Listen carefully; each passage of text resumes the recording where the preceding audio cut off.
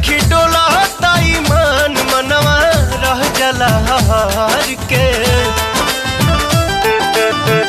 Beauty घटा दिहलू ताज महल के, शोरूम से आइल बाड़ू नया तू निकल के, शोरूम से आइल बाड़ू नया तू निकल के।